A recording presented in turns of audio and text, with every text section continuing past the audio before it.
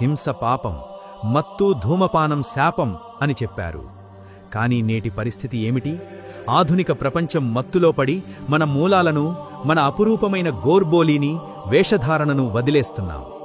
నాయకులారా, చదువుకున్న బిడ్డలారా, మీరు ఎంత ఎదిగినా మీతో పాటు మీ జాతిని కూడా పైకి లేపండి. మన ప్రతి తాండాలో సేవాలాల్ మహారాజ్, జగదంబమాత మందిరాలుండాలి. జగదంబ మందిరంపై ఎర్ర జెండా, సేవాలాల్ మందిరంపై తెలుపు జెండా మన ఆత్మ గౌరవానికి ప్రతీకగా ఎగరాలి. సేవాలాల్ గారు గొప్ప కాలజ్ఞాని. రాబోయే కాలంలో పక్షులు మనుష్యుల్లా మాట్లాడతాయి, నీళ్లు అమ్ముడుపోతాయి అని ఆయన నాడే చెప్పారు. 1806 డిసెంబర్ 4న మహారాష్ట్రలోని రూయిగఢ్ వద్ద ఆయన పరమపదమయ్యారు. ఆయన మృతదేహాన్ని పౌరాగఢ్ తీసుకువెళ్లి ఖననం చేశారు. నేడు పౌరాగఢ్ మనందరి పాలిట కాశీ. నేను మీ బంజారా బిడ్డను. మన జాతి ఐక్యత కోసం, మన సంస్కృతి రక్షణ కోసం ఈ చరిత్రను ప్రతి ఒక్కరికీ చేరవేయండి.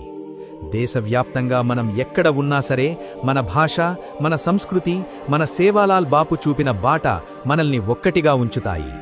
సేవాలాల్ మహారాజ్ చూపిన అహింస, సత్యం, సేవా మార్గంలో నడవడమే మనమాయనకిచ్చే అసలైన నివాళి.